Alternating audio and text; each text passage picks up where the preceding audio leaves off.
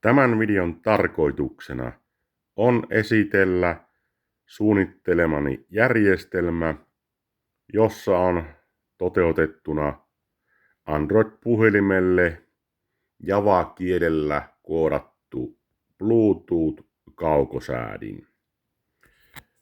Idea on se, että Android-puhelin ottaa Bluetooth-yhteyden Arduinoon, jossa on lisäosana Bluetooth-moduuli, ja Bluetooth-moduuli sitten lähettää lankaa pitkin sitten käskyt 4 releelle, joko kytkee on tai off tilaan.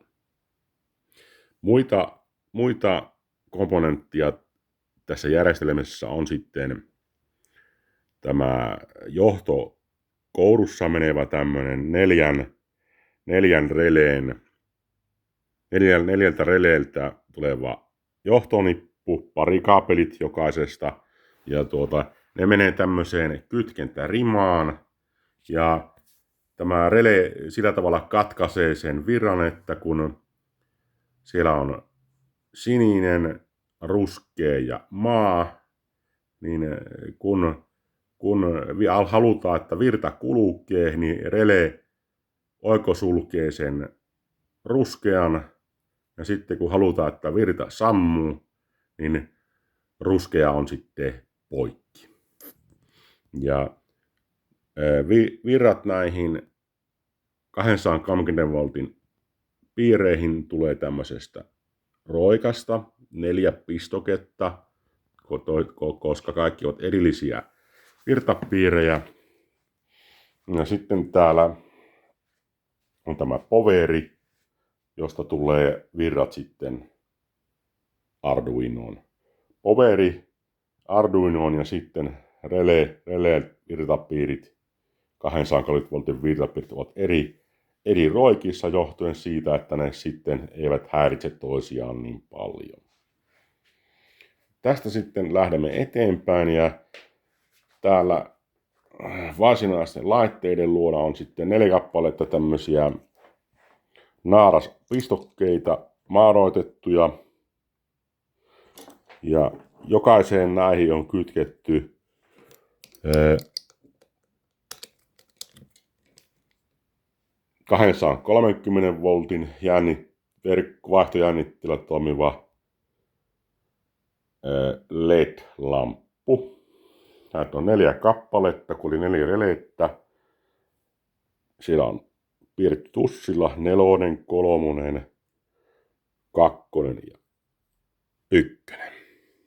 Näin. Tässä tämä järjestelmä. Nyt voimmekin sitten lähteä tekemään manuaalitestausta, että kuinka se kaukosäädin sitten toimii. Aluksi meidän pitää parittaa puhelin ja Arduino, ja se tapahtuu seuraavasti. Otetaan ensiksi virrat pois Arduinosta ja laitetaan ne takaisin, koska tässä alussa se Bluetooth-moduuli näkyy ulkopuolelle, se voidaan parittaa. Nyt aika nopeasti sitten pistetään puhelimesta Bluetooth päälle. Pistetään se hakemaan laitteita. Löytyy JDY31 SPP, tämä on oikea. Ja PIN-koodi on 1, 2, 3, 4, näin. Tallennettu. Paritus on tehty. Voimme ottaa Bluetoothin tuosta nuolesta. Bluetooth pitää olla tietysti päällä niin kuin tuolla. Ja se on paritettu nyt. Nyt voidaan sitten käynnistää varsinainen kaukosäädin. Tämän UI:n olen myös itse suunnitellut, ja odotamme hetkisen, että siellä taustalla kaikki käynnistyy tässä applikaatiossa. Ja sitten painamme aluksi Bluetooth Connect-nappia. Aluksi kun ei ole yhteyttä puhelimen ja Arduinon välillä, niin tuo punainen LED vilkkuu. Nyt me sitten otamme sen yhteyden sinne. Painastetaan Connectin nappulaa. Se muuttuu statuskohta vihreäksi ja tulee Connected-sana ja sitten nämä kanavat muuttuu punaiseksi sen merkiksi sen johdosta, että ne defaulttina on kaikki pois päältä. Nyt voimme mennä tuonne lamppujen luo ja katsoa, että miten kaakaosäin pelaa. Siinä on tuo neloslamppu ja channel 4 on tämä alin, channel 4, turn on ja off, sitten 3, 2 ja 1. Kaikki on erillisiä nappeja. Voidaan tuosta tuo 4 sytyttää. Se palaa. Sammutetaan se. Sitten sama homma tuli 3. Päälle ja kiinni. Sitten 2 on päällä ja kiinni. Ja 1 on päällä ja kiinni. Sitten jos halutaan, että katsotaan, menneekö sekaisin, jos painetaan nappeja hyvin nopealla tahilla. Nämä napit on toteutettu jokainen omalla säikeellä, joten voin vaikka laittaa ne on-nappulat kaikki pohjaan ja sitten löysätä käyn yhtä äkkiä ja kaikki syttyy, eivät menneet sekaisin. Ja sitten sama homma sammutettaessa.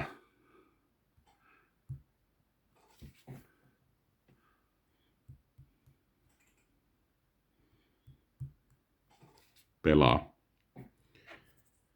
Vielä viimeinen ominaisuus, minkä olen halunnut esitellä, on tämmöinen, että me vaikka sytytään tuo 2, 3 ja nähdään, että 4 ja 1 lamppu ei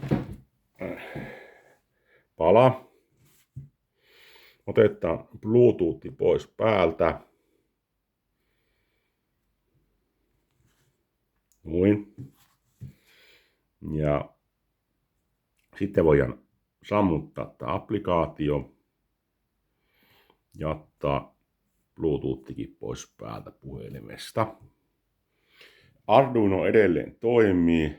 Siellä kaikki jää siihen tilaan, niin kuin viimeksi tehtiin. Sitten otetaan uudestaan Bluetooth-yhteys päälle. Käynnistetään kaakosääin.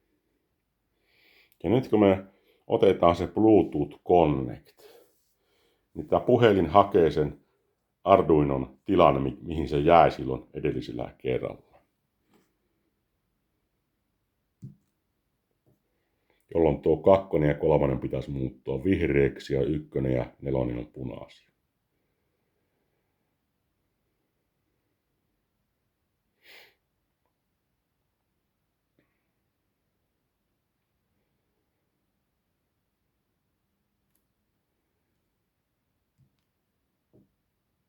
Noin. Nähdään, että 2 ja 3 palaa ja 1 ja 4 ei palaa.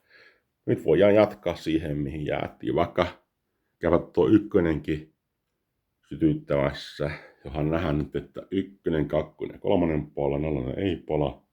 Ja sitten voi kaikki 3 tästä sammuttaa yhtä aikaa. Noin. Lopuksi suljemme Bluetooth-yhteyden ja se menee punainen closed ja sitten suljetaan applikaatio ja suljetaan lopuksi vielä disabloidaan Bluetooth-nappi.